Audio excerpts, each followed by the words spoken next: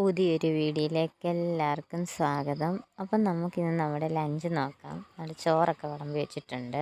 പിന്നെ അതിൻ്റെ കൂടെ നല്ല മാമ്പഴ പുളിശ്ശേരിയാണ്. തേങ്ങയൊക്കെ അരച്ച് മോരൊക്കെ ഒഴിച്ച് നല്ല മാമ്പഴ പുളിശ്ശേരിയുണ്ട്. പിന്നെ നമുക്ക് കൂർക്ക മെഴുക്ക് പുരട്ടിയാണ്. അപ്പോൾ എൻ്റെ ചാനൽ ആദ്യമായിട്ട് കാണുന്നവർ ആരെങ്കിലും ഉണ്ടെങ്കിൽ സബ്സ്ക്രൈബ് ചെയ്തിട്ട് കാണാൻ മറക്കല്ലേ. പിന്നെ നമുക്കുള്ളത് നല്ല മത്തി കറി വെച്ചതാണ്. അതും ഇതുപോലെ തന്നെ തേങ്ങയൊക്കെ അരച്ച് പിന്നെ തോട്ടുപുളിയൊക്കെ ഇട്ട് വെച്ച നല്ല മത്തിക്കറിയാണ്.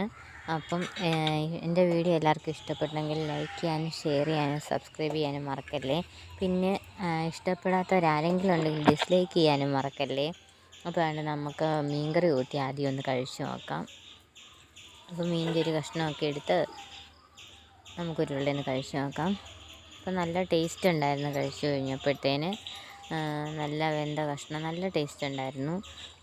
അപ്പോൾ എല്ലാവരും എൻ്റെ ഈ വീഡിയോയെ കുറിച്ചുള്ള അഭിപ്രായങ്ങൾ കമൻറ്റ് ബോക്സിൽ രേഖപ്പെടുത്താൻ മറക്കല്ലേ. അപ്പം നമുക്ക് ഇനി ആദ്യം മീൻ കൂട്ടി കഴിച്ചു കഴിഞ്ഞ് ഇനി നമുക്ക് മാമ്പഴ പുളിശ്ശേരി കൂട്ടി ഒന്ന് കഴിച്ചു നോക്കാം.